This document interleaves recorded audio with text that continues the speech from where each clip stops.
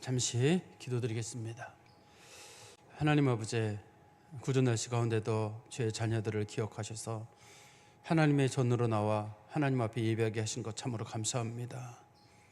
우리는 하나님을 가까이 하는 것이 우리의 복이라 믿습니다. 언제나 하나님을 섬기는 일을 우리들의 삶의 앞에 두게 하시고 주님 앞에 예배드리는 일에 게으르지 아니하도록 저희를 붙잡아 주시며 주께서 저희를 부르실 날이 언제인지 알지 못하오나 마지막 날까지 주님 앞에 끝까지 예배하다가 주의 부름을 받는 복을 누리게 하여 주시옵소서. 특별히 오늘 찬양 올려드린 여정들 위에 하나님께서 은혜를 내리워 주시옵소서. 예수 그리스도 이름으로 기도하옵나이다. 아멘. 오늘 읽었던 사무엘상 25장 1절부터 22절까지 말씀을 통해서 불량한 나발이라고 하는 제목으로 하나님 말씀을 전하겠습니다. 제가 지난주에 우리 교역자들이랑 M국에 갔다 오는 관계로 한 주 건너뛰어서요, 그 전주에 전했던 말씀을 좀 정리해서 다시 한번 말씀드리겠습니다. 다윗이 마온이라고 하는 그 지역에 살고 있었을 때 있었습니다. 거기 있다가 사울에게 잡힐 위험에 놓여 있어가지고 다윗이 도망을 가서 엔게디라고 하는 곳까지 도망을 갔습니다. 이제 우리가 성경에 있는 지명을 다 알지는 못하지만 그래도 이제 중요한 지명들이 몇 개 있거든요. 혹시 여러분들은 성경을 보시면서 예루살렘은 여기쯤 되겠다 이렇게 머리에 그려지세요? 잘 안 그려지시죠, 성도님들은? 저는 이제 지도를 보면 이스라엘 지도에 여기에는 요단강이 있고 서쪽에는 지중해가 있고 동쪽에는 뭐 요르단이 있고 여기 모압이 있고 암몬이 있고 이렇게 지도를 한번 우리 과거에 성경 퀴즈 대회 하면서 이렇게 성도들 그려보셨잖아요. 그런 걸 아시는 분들은 지도 얘기를 꺼내면 어디에 뭐가 있고 어디 뭐가 있고 대충은 그려져요. 그래서 다윗이 엔게디로 갔다 그러면 엔게디는 사해 옆에 있는 광야 어느 쪽에 있는 오아시스구나 이렇게. 근데 어떤 분들은 사해가 어디면 유단강이 어떻고 갈릴리가 어떻고 난 뭐 아무 상관없다 그런 분들도 계실지 모르겠는데 그래도 이스라엘의 지리를 좀 알고 있는 분들은 성경을 이해하는데 좀 도움이 돼요. 어떻든 다윗이 이제 마온이라는 곳에 있다가 엔게디라고 하는 곳까지 도망을 갔습니다. 그때 엔게디로 다윗이 도망간 것을 보고 사울이 자기의 정예 군사 3,000명을 이끌고 다윗을 추격을 했습니다. 그래가지고 다윗을 추격하던 중에 길가에 양들이 들어가서 쉬는 이제 조그만 동굴들이 있거든요. 거기 자연적인 굴들이 거기 들어가서 이제 좀 변을 보려고 들어갔는데 마침 그 굴 안에 다윗하고 다윗의 사람들이 숨어 있었습니다. 그 안에 있던 다윗의 사람들이 말하기를 하나님께서 다윗에게 기회를 주셨다. 당신의 대적을 여기서 죽이라는 하나님의 뜻이다. 그래서 다윗도 중간에 약간 마음이 동했어요. 정말 이게 하나님의 뜻인가? 그런데 사울을 죽일 수는 없고 슬쩍 가서 사울의 옷 깃 부분을 살짝 잘랐습니다. 그리고 나서 다윗의 마음속에 양심에 큰 가책이 있었습니다. 성경에서 옷자락을 잘랐다는 말의 뜻은 그 사람의 어떤 권위나 명예를 손상시킨다는 뜻이거든요. 정말 사울이 다윗을 오랫동안 괴롭혔지만 다윗의 입장에서는 그래도 하나님의 기름 부음 받은 자에게 내가 손을 대는 것, 실제로 옷을 조금 자르는 행위마저도 이건 할 수 없다 이렇게 받아들인 거예요. 그러면 그 기름 부음 받은 자가 위대해서가 아니라 그에게 기름을 부으신 하나님이 위대하기 때문이에요. 하나님이 그 사람에게 기름을 부은 데는 이유가 있는데 내가 만약에 기름 부음 받은 사람에게 함부로 대하는 것은 곧 하나님께 함부로 대하는 것이다. 그렇게 이제 다윗이 여겼기 때문이에요. 우리 이제 그런 비슷한 말을 이제 그 종교 개혁자 중에 칼빈이라고 하는 사람이 그런 말을 했는데 우리 한국 교회가 한 번쯤 새겨볼 만한 일이에요. 그게 주로 이제 목회자들과도 관련이 되고 교회랑도 관련이 되는데 만일에 당신이 교회를 흐트러뜨리는 일이 있거나 교회를 소란하게 한다 그러면 그것은 하나님의 얼굴에 침을 뱉는 일이다. 하나님은 그 사람을 절대 가만두지 않는다. 그런 말을 한 적이 있어요, 종교개혁자가. 그러니까 우리 한국 교회는 잘 갈르거든요. 이 교회가 금방 갈라지고 또 목회자들하고 성도들이 서로 이전 투구하고 그런 일이 많아요. 그런 일을 할 때 조심하셔야 돼요. 이거 하나님 얼굴에 내가 침 뱉는 일이고 하나님은 날 가만두지 않는다. 그런 두렵고 떨림이 있어야 되는데 다들 나는 옳다는 생각 때문에 담담해요. 그래서 한국 교회는 잘 갈라서요. 또 어떤 분들은 또 갈라지는 거에 또 의미를 부여해가지고 어떻든 갈라지면 복음이 전해지니까 더 좋은 거 아니냐 그러는데 그런 식으로 따진다 그러면 더 갈라져. 우리 교회는 1000개로 갈라져야 되고 더 많이 갈라져야죠. 그렇게 따지면은 그런 식으로 이렇게 좀 교회 갈라지는 걸 나쁜 이렇게 도리어 그 좀 좋은 식으로 해석하는 건 옳지 않은 것 같거든요. 어떻든 우리 그리스도인들은 꼭 그게 무슨 교회든 목회자들이든 혹은 성도들 각자에 대해서도 누군가를 함부로 대할 일이 있을 때는 난 저 사람을 택하신 하나님을 함부로 대할 거야 라는 그런 마음에 확신이 쓰지 않는 한은 함부로 대하지 마세요. 절대 함부로 대하지 마시기를 바랍니다. 어떻든 간에 다윗이 이제 그 사울의 옷자락을 좀 잘랐는데, 그러고 난 다음에 사울이 이제 그 동굴 바깥으로 나갔어요. 근데 다윗이 동굴 그 뒤를 쫓아 나가가지고 사울의 이름을 불렀어요. 지금 내가 당신의 옷을 잘랐는데 분명히 그 안에서 하나님이 내게 주신 기회였다. 당신을 죽일 수 있는 기회였는데 내가 당신을 죽이지 않았다는 건 내가 당신에 대해서 모반을 할 만한 마음도 없고 당신을 죽이려는 마음도 없다는 증거가 아니냐. 왜 나를 못 믿냐는 거예요. 지금 사울이 다윗을 추격하는 이유는 뭐냐면 자기에게 정치적인 위협이 되고 어떤 식으로 간에 자기를 죽이려고 한다는 그런 생각이 있었기 때문이거든요. 근데 다윗은 절대 그럴 일이 없다는 거예요. 내가 만일에 당신을 죽이려는 마음이 조금이라도 있었거나 불의한 마음이 있었으면 거기서 당신을 충분히 죽이고도 남았을 텐데 안 죽였다는 얘기는 내가 무죄하다는 거 아니냐, 나를 믿어달라, 이렇게 얘기를 하니까 사울이 다윗의 말에 감동이 됐습니다. 아 그래, 네가 나를 충분히 죽일 수 있는 상황인데 나를 죽이지 않은 걸 보니까 네가 나한테 선한 마음을 가지고 있는 것을 알겠다. 제가 지지난주에도 조금 말씀드렸었는데 이때 사울이 정신이 잠깐 돌아온 경우입니다. 이게 지금 사울이 정신이 미쳐있는 상태거든요.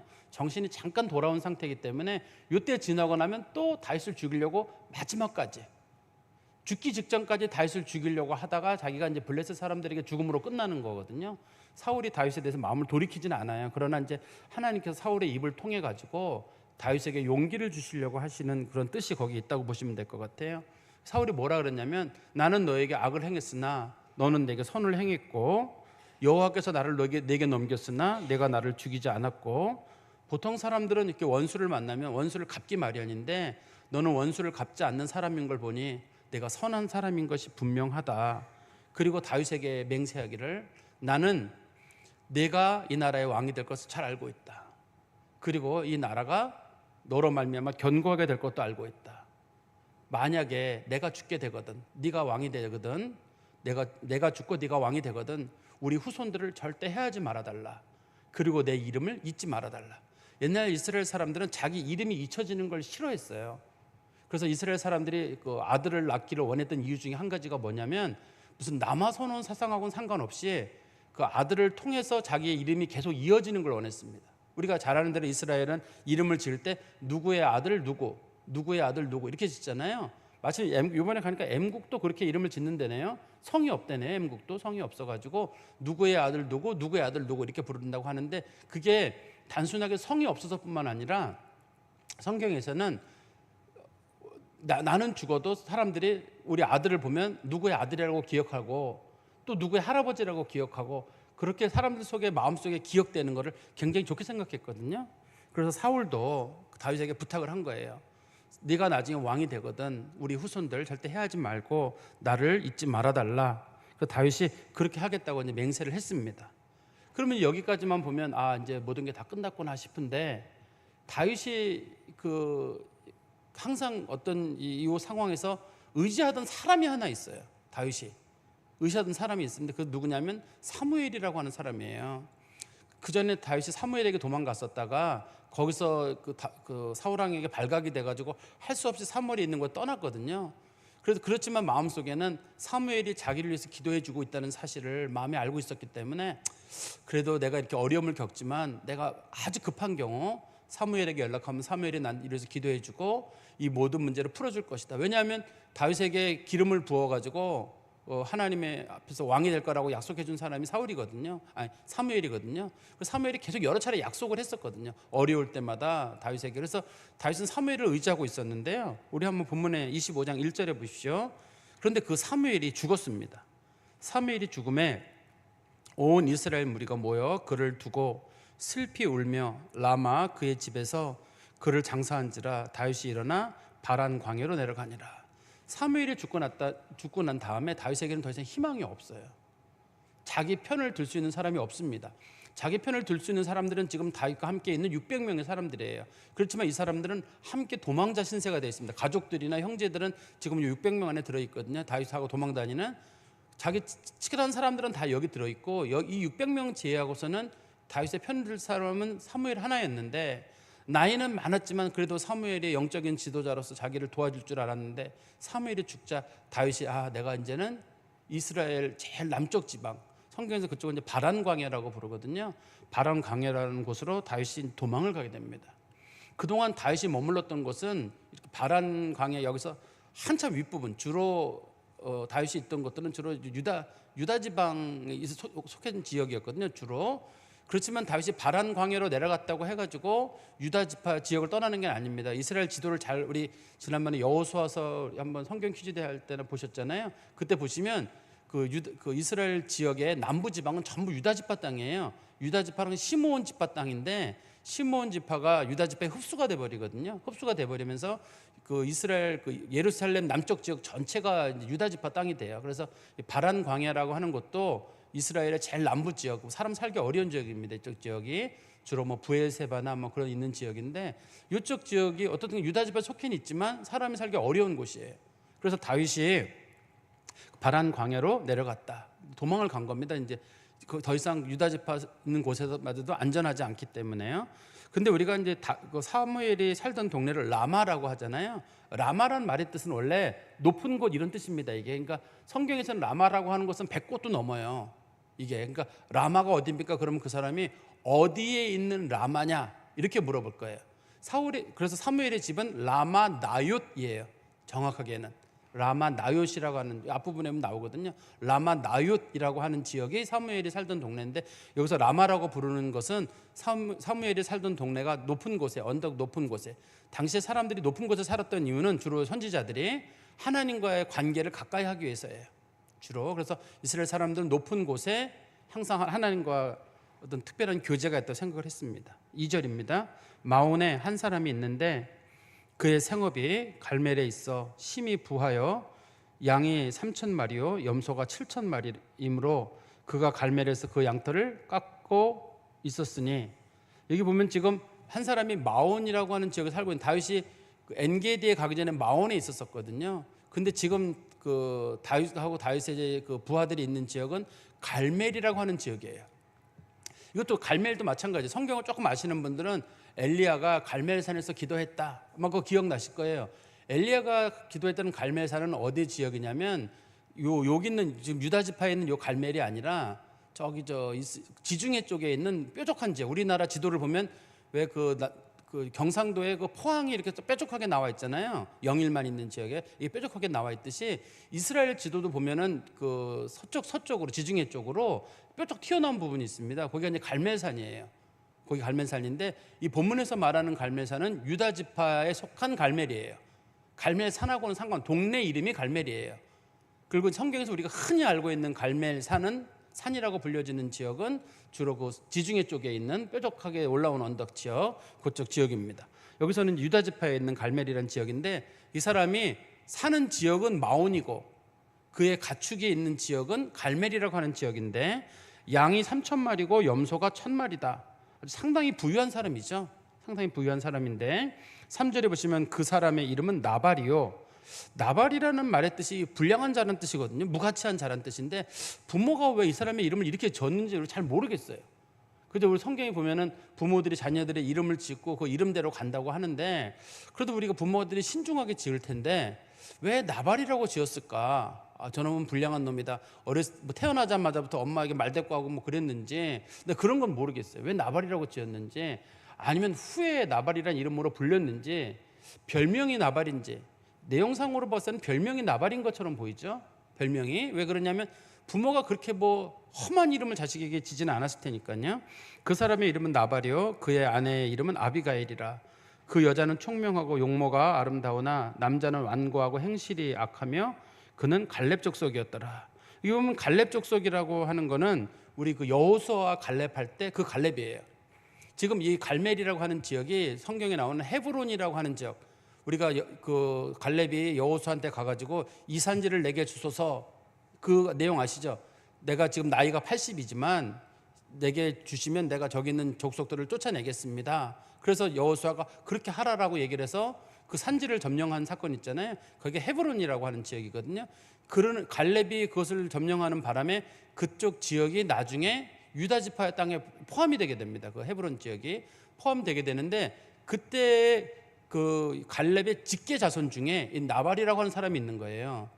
그러니까 이게 그 다윗이 생각할 때, 그의 조상 중에 갈렙이라는 사람이 있을 정도면 그 집 식구들은 참 믿음 생활 잘하겠다라고 하는 어떤 전제가 있었을 거예요, 다윗은. 그래서 저 사람 참 좋은 사람일 거다 생각했는데 영 딴판인 사람이 있는 거예요. 그의 부모랑은 신앙생활에 있어서의 큰 차이를 보이는 그런 사람이 거기 있었습니다. 4절입니다. 다윗이 나발이 자기의 양털을 깎는다 함을 광야에서 들은지라. 이 양털을 깎는다는 말의 뜻이 그 당시 사람들이 주로 이제 모직으로 옷을 만들었기 때문에 당시 양털 깎는 일이 있었던 거거든요. 근데 저도 생각을 해봐요. 이때가 시기적으로 기원전 1000년경이거든요. 지금은 요즘 양털 깎을 때고 바리깡 같은 거로 깎더라고요. 바리깡 같은 거로. 그런 아주 잘 깎더라고요. 호주 깎는 거 보면. 그런데 이때는 가위로 깎든지 칼로 깎았을 것 같은데 이게 쉽게 깎아지지 않았을 것 같은데, 그죠? 우리나라 스님들은 옛날에 머리 깎을 때 도끼로 깎으셨거든요. 도끼를 잘 갈아가지고 도끼로 깎는 거 제가 언제 봤어요, 한번요. 근데 이때 당시에는 이거를 뭐로 깎았는지를 이게 지금 주로 가위를 한 건지, 그러다가 양털이 그 가위에 찝히면 양들 아주 반쯤 죽었을 것 같은데, 칼로 다 자르다가 잘못 잘랐으면 또 그것도 문제고. 이때가 이스라엘의 철기 초기에 들어오긴 하지만 그래도 그렇게까지 이렇게 뭐 날카롭게 뭘 만들기는 어려웠던 그런 시기일 것 같은데요. 어떻든 양털을 깎는다는 말은 그 이스라엘 사람들에게 상당히 중요한, 우리로 말하면 추수감사절과 같은 그런 날입니다. 이게 그 목축하는 사람들에게. 제가 또 한 가지 설명드리면, 이스라엘 사람들의 주업은 목축이 아니라 농업이에요. 이스라엘 사람들의 주업은 농업이에요. 가끔 어떤 분들이 물어보더라고요. 제주도 사람들의 주요 직업이 뭔가요? 제주도는 대부분 사람들이 어업이라고 생각하지만 농업이에요. 제주도도 주업이 농업이거든요. 성경에도 똑같아요. 성경도 마찬가지로 성경에서 이스라엘 사람들이 주요 하는 일은 농업 플러스 가축을 키우는, 그러니까 방목을 하고 뭐 이런 사람들은 얼마 많지 않고 주로 가축 정도 되는 양과 염소, 소 이런 것들은 주로 가축화된 동물들이잖아요. 이런 걸 키우는 정도. 몽골이나 그런 데서 말하는 유목민들하고는 다릅니다. 이스라엘은 그 농업이 주업인데다가 가축을 키우는. 그 이삭도 마찬가지로, 이삭도 농사를 지어가지고 100배의 수확을 거두게 되니까 주변에 있는 사람들이, 블레셋 왕들이 와가지고 아비멜렉이 뭐라 그러잖아요. 당신은 정말 하나님의 사람이다. 어떻게 농사를 지어서 100배의 열매를 거두느냐고 이삭을 두려워한다고 하는 게 창세기 보면 나오잖아요. 그런 것처럼 아브라함도 그렇고 이삭도 그렇고 농업이 주요 업입니다. 당시에 밀농사예요. 주로 밀농사가 주요 업인데요. 어떻든 이 성경에 다시 보시면 광야에서 그 얘기를 듣고 그날 아주 즐거운 날이거든요. 그래서 5절에 다시 이에 소년 10명을 보내요. 그 소년들에게 이르되 너희는 갈멜로 올라가 나발에게 이르러 내 이름으로 그에게 문안하고. 지금 그 갈멜이라고 하는 곳에서 이 사람이 그 목축을 하고 있으니까 거기서 가서 사람들에게 인사하고 좀 뭐 먹을 것 좀 가져와라, 아마 그런 식으로 하려는 그런 뜻인 것 같아요. 6절에 보십시오. 그 부하게 사는 자에게 이르기를 너는 평강하라, 내 집도 평강하라, 내 소유의 모든 것도 평강하라. 아주 여러 차례 인사를 잘 드리라, 그런 뜻이겠죠. 인사를 잘 드리라는 뜻으로 성경에서 평강이란 말은 샬롬이니까요. 인사 잘 하고. 그리고 7절에 내게 양털 깎는 자들이 있다 함을 이제 내가 들었노라. 내 목자들이 우리와 함께 있었으나 우리가 그들을 해치지 아니하였고 그들이 갈멜에 있는 동안에 그들의 것을 하나도 잃지 아니하였나니. 지금 다윗이 그 나발에게 뭔가 부탁을 하려고 하는데 그냥 뭐 좀 주십시오 이렇게 얘기하는 게 아니라, 자기가 그 나발의 목자들에게 했던 선한 일들에 대한 얘기를 쭉 하면서 이러이러한 일을 제가 했습니다. 좀 도와주실 수 있습니까? 부탁을 하려고 이 얘기를 지금 하는 겁니다. 그래서 얘기하기를, 첫 번째는 우리가 해치지 않았다는 말의 뜻은 뭐 그 사람들을 뭐 해치고 죽이고 이게 목적이 아니라, 지금 다윗과 다윗의 부하들이 600명이나 되잖아요.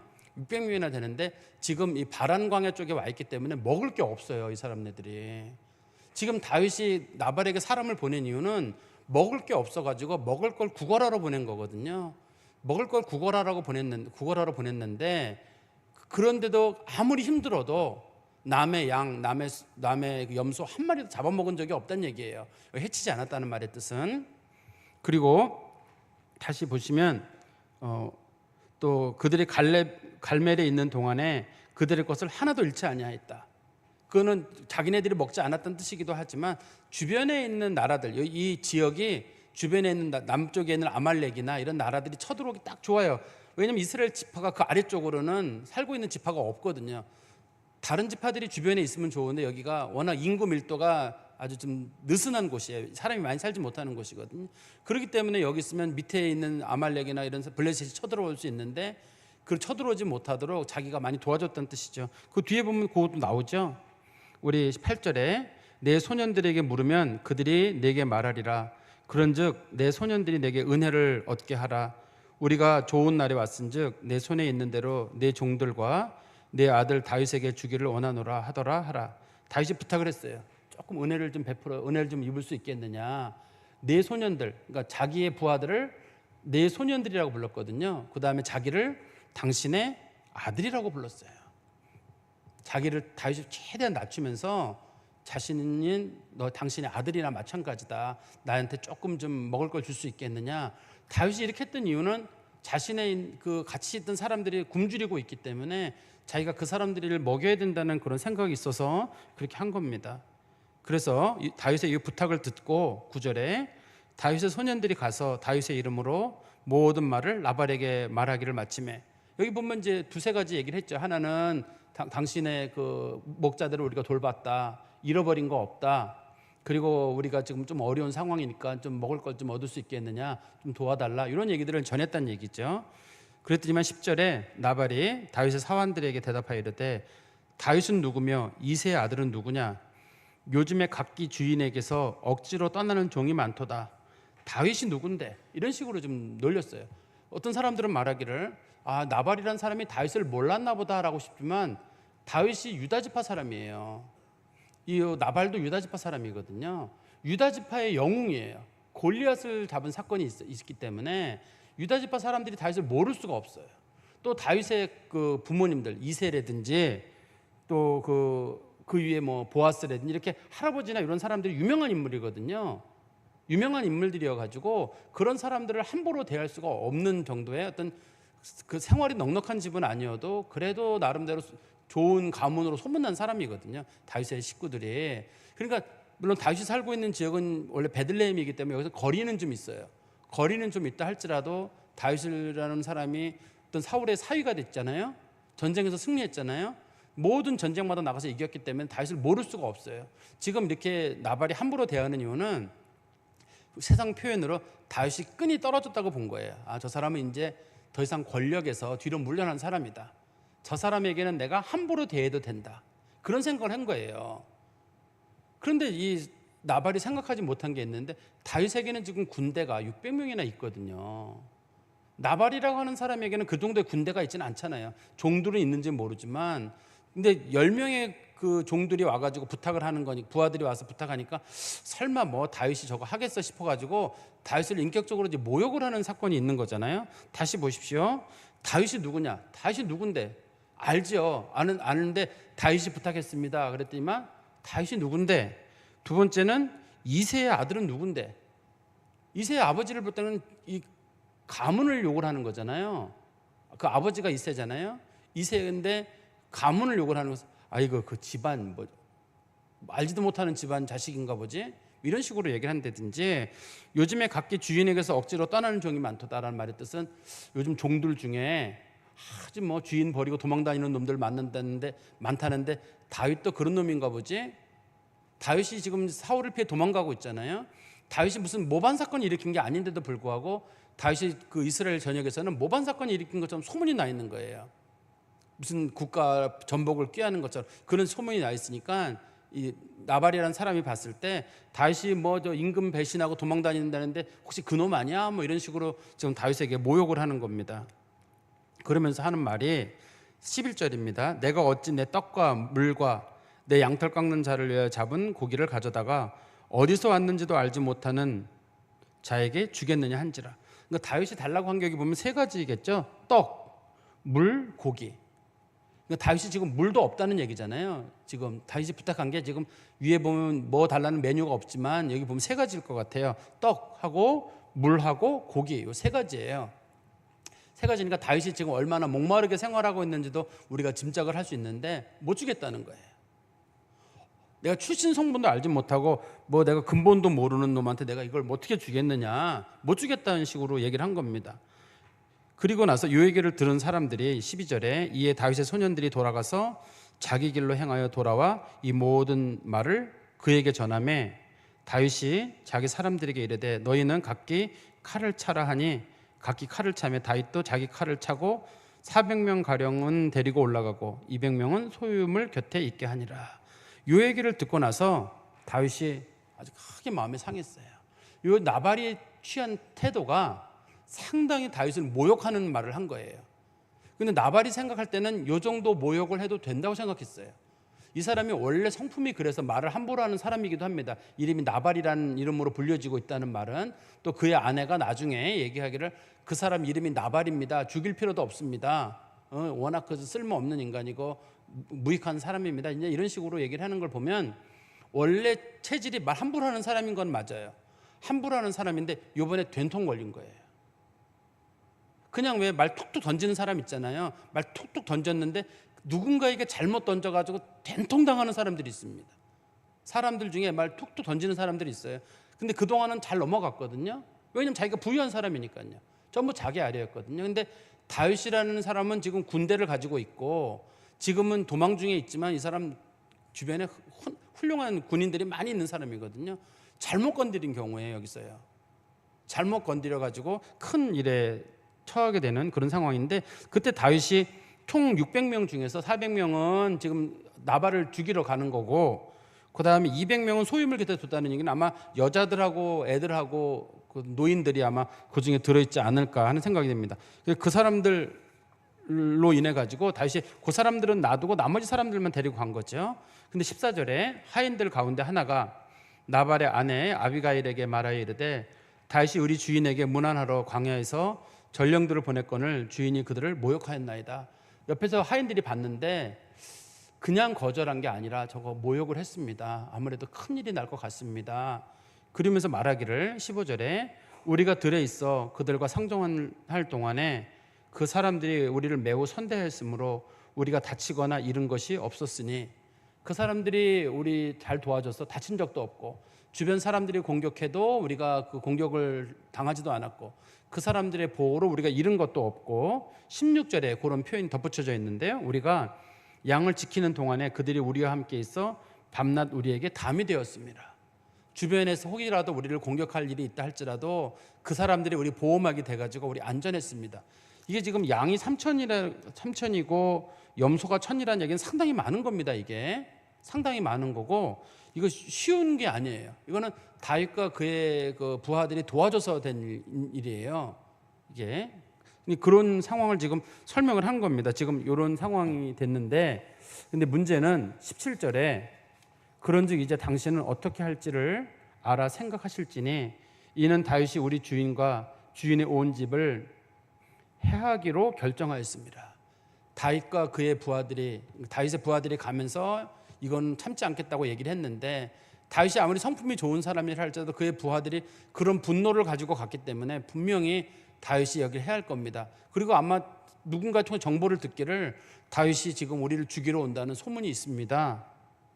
그러면서 하는 말이 주인은 불량한 사람이라 더불어 말할 수 없나이다 한지라.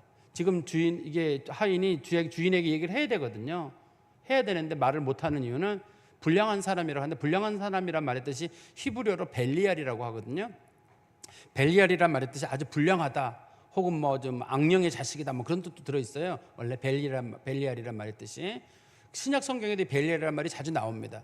그 악한 사람들에게 자주 쓰는 표현이거든요. 이 사람 진짜 나쁜 사람이어서 자기 주인 하인들이 자기 그 주인 부인에게 하는 말이거든요. 당신도 알다시피 우리 주인이 이런 말 듣는 사람이냐 안 듣는 사람 아니냐 그래서 말할 수 없었다. 그런데 지금 다윗이 우리를 죽이려고 오고 있습니다. 그 얘기를 지금 전한 거잖아요.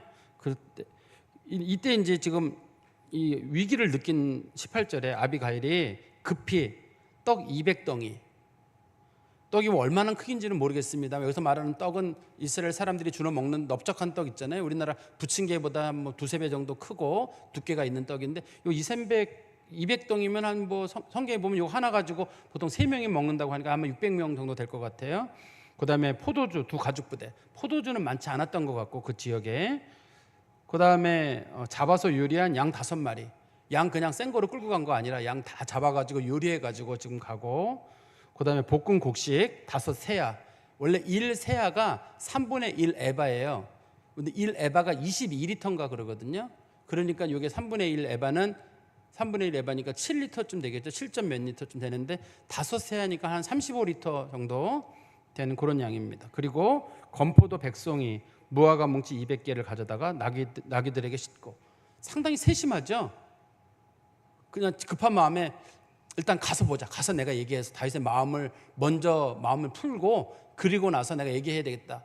그럼 다윗과 지금 부하들은 배고파 죽을 지경이거든요. 배고파 죽을 지경인데 그 사람들에게 무슨 말을 해봤자 아무 소용도 없잖아요. 이미 그 사람들이 공격을 해버리고 나면 일단 이 사람들하고 먹고 얘기해야 되는 거거든요. 지금 사람들이 그런 얘기 하거든요. 중요한 논쟁을 할 때는 꼭 먹고 해라. 그런 말이 있어요. 사람들이 배가 고프면 아주 부정적인 결정이 날 가능성이 있어요. 그래서 먹고 얘기를 나눌 때랑 안 먹고 얘기를 나눌 때가 서로 결정 상황이 달라요. 배부르면 긍정적인 결정이 날 가능성이 높고 배가 고프면 아무리 좋은 얘기들도 나쁜 얘기로 비춰질 수가 있거든요. 그래서 이 사람이 생각하기를 먼저 내가 음식을 갖다 주고 마음을 달랜 다음에 내가 상황을 설명해야 되겠다. 그래서 이제 이 상황을 민첩하게 본 거죠. 그리고 19절입니다.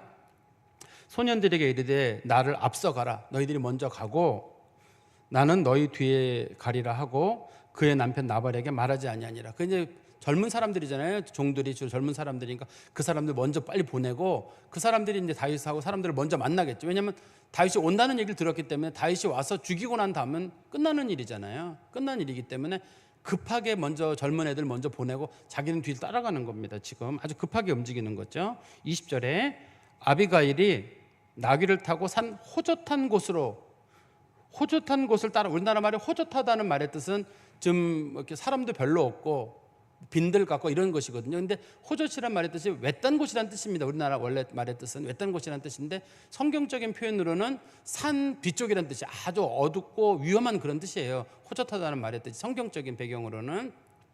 우리나라 말에는 사람 별로 없고 뭐 그런 뜻으로 되어 있습니다만 어떻든 간에 거기까지 간 거예요. 여자가 거기 가면 위험하죠. 사실은 위험한데 거기까지 가서 다윗과 그의 사람들이 자기에게로 마주 내려오는 것을 만난지라. 너무 다행이에요.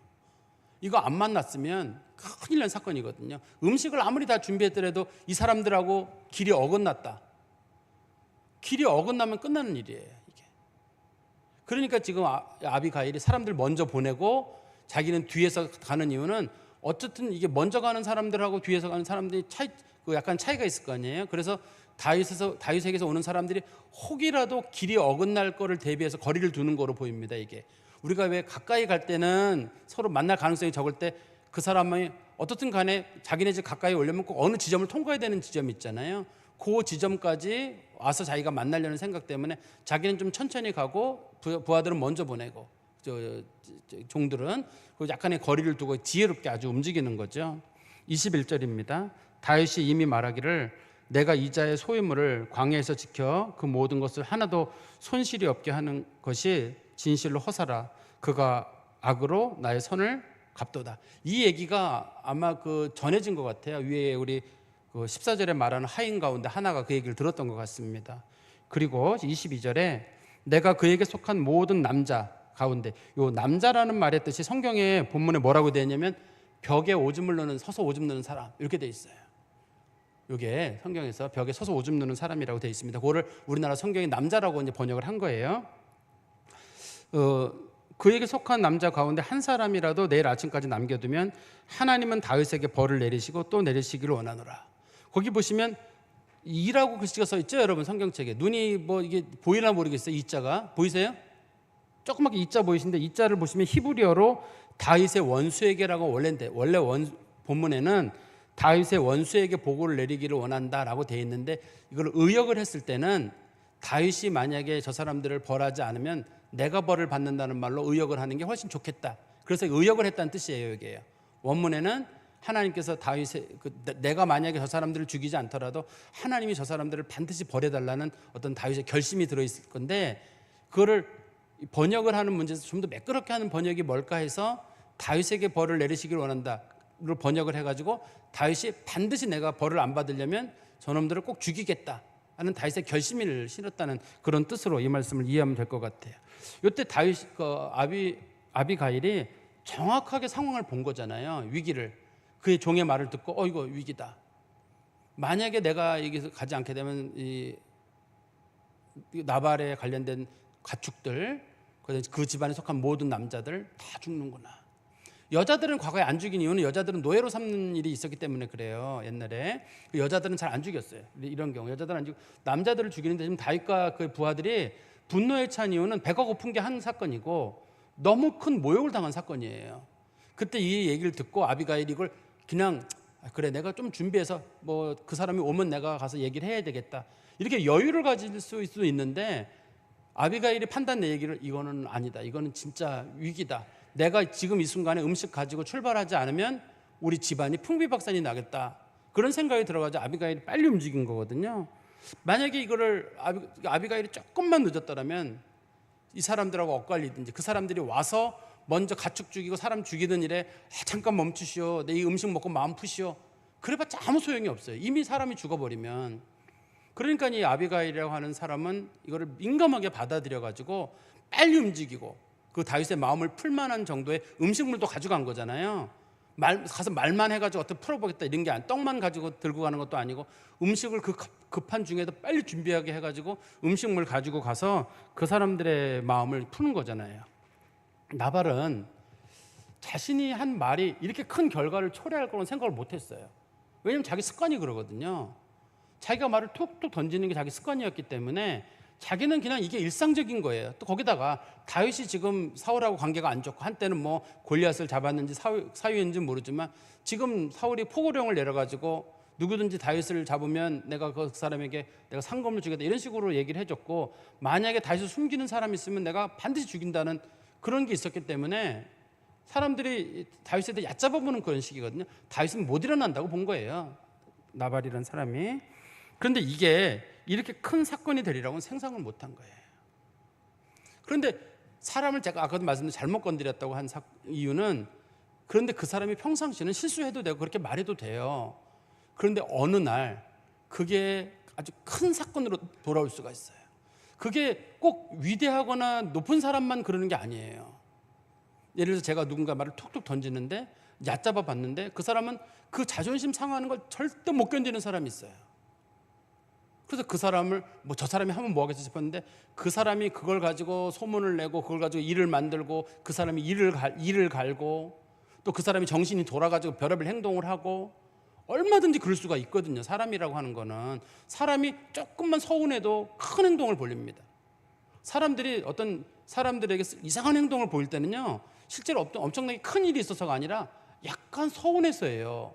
그날 그 자리에 나를 안 불렀어? 그래야 나도 가만 안 있어. 아니 안 부른 게 뭐 대단한 일이라고. 근데 그 서운한 마음이 잠깐 들잖아요.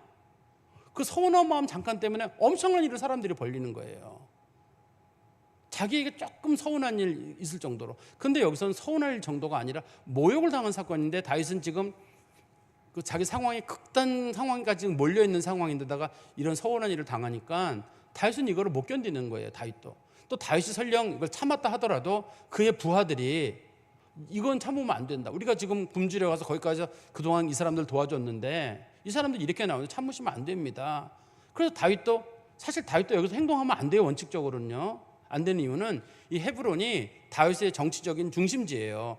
다윗이 여기서 재기하거든요. 나중에 다윗도 큰 실수할 뻔한 거예요. 지금. 그래서 나중에 다윗이 아비가일을 자기 아내로 삼는 이유는 이 아비가일이 이 지역에서 상당한 지도력이 있는 사람이기도 하고, 아비가일 때문에 다윗이 정치적 생명이 끝날 뻔했다가 살아난 거예요. 여기서 만약에 다윗이 화가 나서 이 나발이랑 사람들 죽이잖아요. 다윗의 정치 생명은 거기서 끝이에요. 왜냐하면 유다 지파의 중심 인물이거든요. 이 중심 지역에, 이 지역이 갈렙의 땅의 중심 지역이거든요. 헤브론 지역이 중심 지역인데 여기서 다윗이 큰 실수를 하게 되면 다윗 인생이 끝나요. 하나님께서 지금 한편으로는 그 나발의 식구들이 사람들이 죽지 않게 하는 일이 있었고, 한편으로는 요 아비가일을 통해 가지고 다윗이 실수하지 않도록. 다윗 중에 다윗이 아비가일을 취하는 이유는 자, 저 사람 정도라면 지혜가 있는 사람이다. 그래서 아비가일을 취한 것으로 보입니다. 그런데 이때 만약에 아비가일이 조금이라도 일을 미뤘다면 어떻게 됐을까요? 대부분 사람들은 좀 미루자, 뭐 다음에 잘 되겠지. 어떤 일은 미뤄서 좋은 일이 있어요. 근데 어떤 일은 미루면 큰일 나는 경우가 있어요.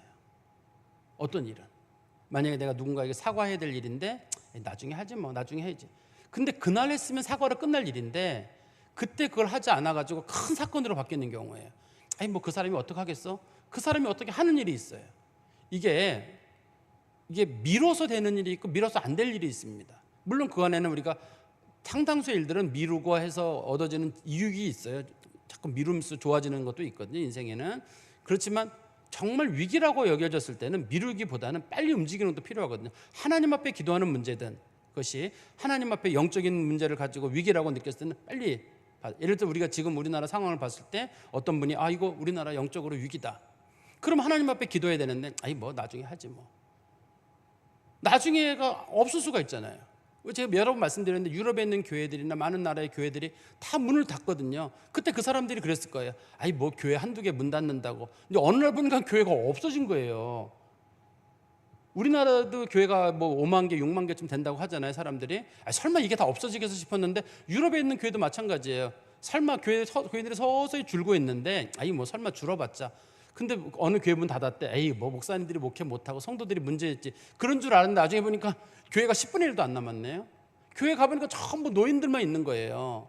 그리고 교회 중에 잘 지은 건물들은 술집으로 팔리거나 무슬림들의 그 모스크로 팔리게 되고, 아주 잘 지은 건물들은 공연장으로 판매되고 카페로 판매되고 이렇게 판매가 되거든요. 우리나라도 수원에 있는 무슨 교회인가가 잘 지은 교회인데 그 카페로 팔렸잖아요. 또 우리 교회는 좀 교회 건물로 졌는데 신식으로 지은 교회들은 교회를 오피스텔처럼 지은 교회들이 있어요. 사무실처럼 지은 교회들이 있거든요. 그런 교회들은 또 사무실로 팔리는 교회들도 있어요. 최근에 우리나라 판교 쪽에 그때 그 빚이 많아가지고 뭐 200억인가 300억인가 돼가지고 팔린 교회들도 있거든요. 대부분 사람들은 이렇게 어떤 문제에 대해서 위기감을 느끼기보다는 뭐 이제 되겠지. 그리고 그거를 자연스럽게 받아들이는 경우가 있어요. 여기서 만약에 아비가일이 조금 여유를 가졌다 그러면 큰일 나는 거예요. 집안 식구 다 죽는 겁니다. 여러분들은 어떻게 하시겠어요? 여러분들이 만약에 그 상황이 됐다 그러면 자기 하인 하나 얘기하기를 이런 상황이 돼가지고 다윗이 지금 결심하고 온답니다. 뭐 쳐들어오면 어떡할 거야. 내가 그렇다고 가서 뭐 다윗에게 마음 풀고, 내가 이게 지금 부잣집 여자잖아요. 지금 내가 양이 3,000마리고 지금 염소가 1,000마리면 이 동네 지역에서 내가 제일 부자인데 내가 그러면 나귀 타고 가가지고 폼도 안 나게 가가지고 뭐 이렇게 이만저만 하고, 내가 그 짓을 왜 해요? 내가 자존심이 있지. 내가 그렇다 그러면 다 죽는 거잖아요. 식구들이요.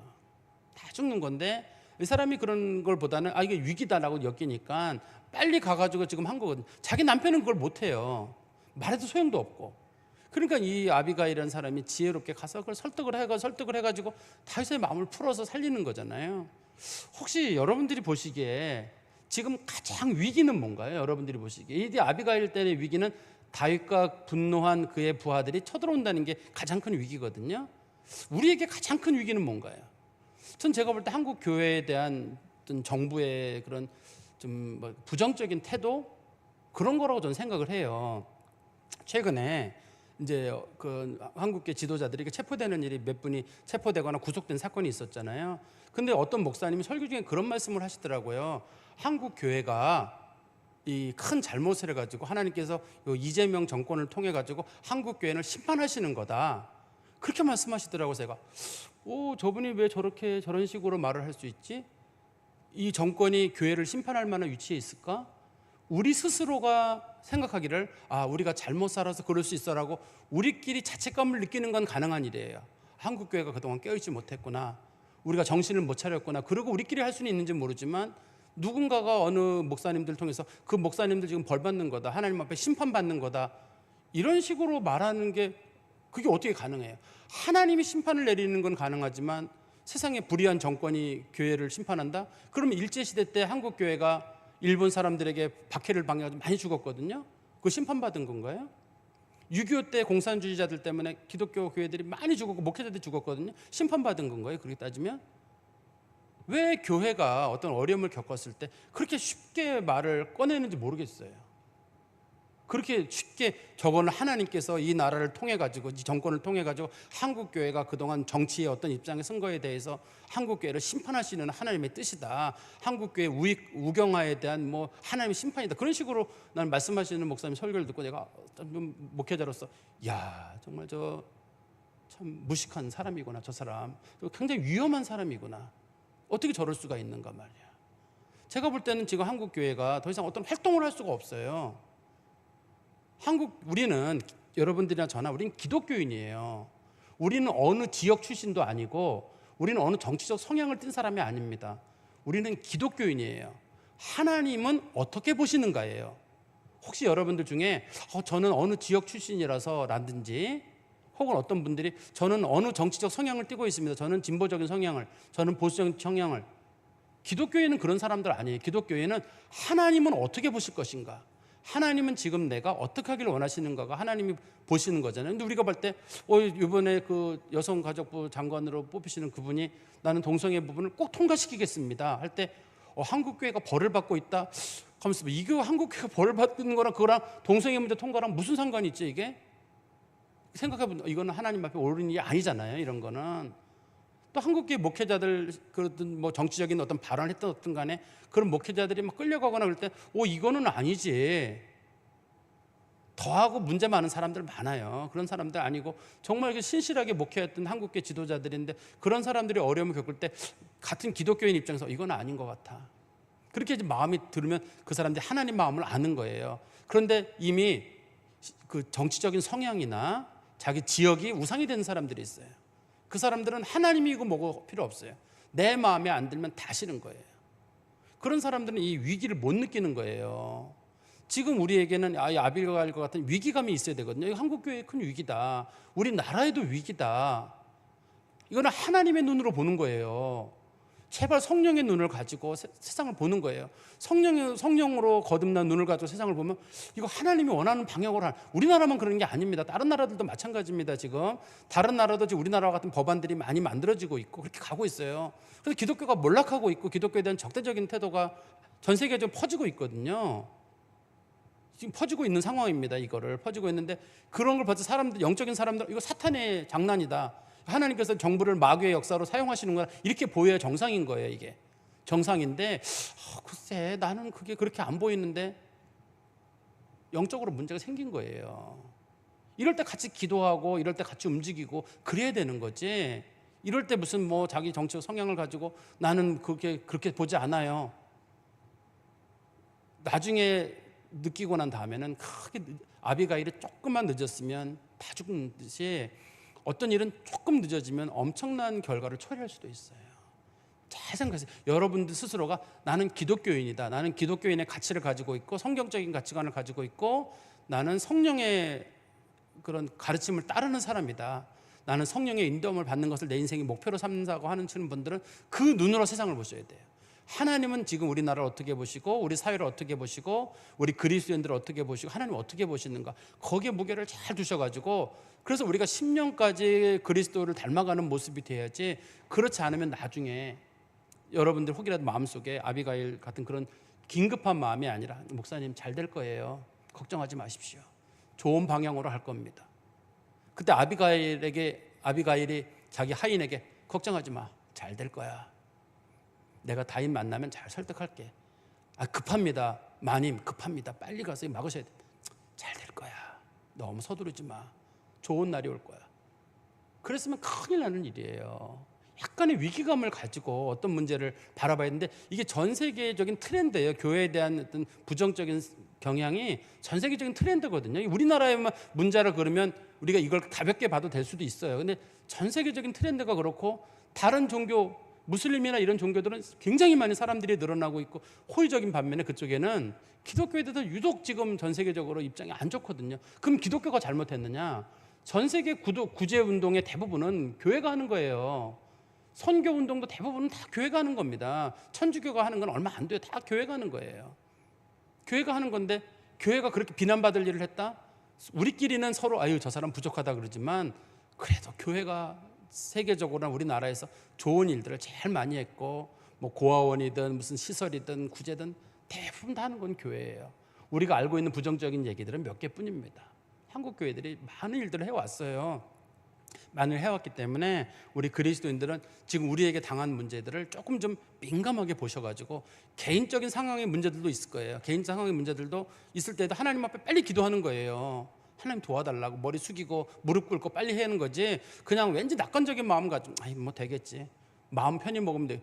인생에는 마음 편히 먹어 되는 일이 있고 하나님 앞에 무릎 꿇어서 되는 일이 있는데 이때는 무릎 꿇어야 될 상황이고 개인적인 문제에도 위기라고 느끼면 하나님 앞에 빨리 무릎 꿇어야 되는 문제고 또 우리 사회가 지금 이렇게 급변하는 경우가 있고 그래도 우리나라 기독교가 좀 보수적인 경향을 띠고 있거든요. 그래서 우리나라 기독교가 다른 나라의 기독교에 비해서 좀 건강한 교회에 속해요. 전 세계적으로 건강한 기독교에 속하는데 그 기독교를 무너뜨리고 싶어서 지금 환장한 사람들이 많이 있단 말이에요. 급진적인 신앙을 가진 그런 목회자들과 그런 종교적인 경향을 가진 사람들이 많은데 기독교가 거기에 넘어가면 안 되는 일이에요. 좀 민감한 마음을 가지고 좀 늘 기도하시고 또 그리스도인으로서 역할도 감당하신 성도 되시기를 간절히 소망합니다. 기도하겠습니다. 하나님 아버지, 주님 은혜 감사합니다. 저희들에게 영안을 열어주시고 하나님의 마음을 주시고 성령의 마음을 주셔서 하나님께서 우리 가정에게, 우리 교회에게, 우리 시대에 무엇을 우리들에게 원하시는지를 잘 보게 하시고 범사를 성령의 눈으로, 성경의 눈으로 바라볼 줄 아는 믿음의 성도들이 되게 하여 주시옵소서. 하나님 우리에게 기도하라고 하시는데 우리가 자꾸 미루지 않도록, 하나님은 죽은 자 가운데서 깨어있으라고 하는데 여전히 잠자는 자 가운데 있으며 하나님 앞에 기도하지 않으면 많은 것들을 놓치고 후회하리 되리라 생각합니다. 하나님을 바라옵건대 저희들에게 깨어있는 마음과 성령의 눈을 열어주셔서 하나님께서 저희들에게 보여주고자 하시는 것들을 잘 보고 또 그 문제를 위해서 저희들이 기도하고 또 행동할 수 있는 성도들 되게 하여 주시옵소서. 예수 그리스도의 이름으로 기도하옵나이다. 아멘.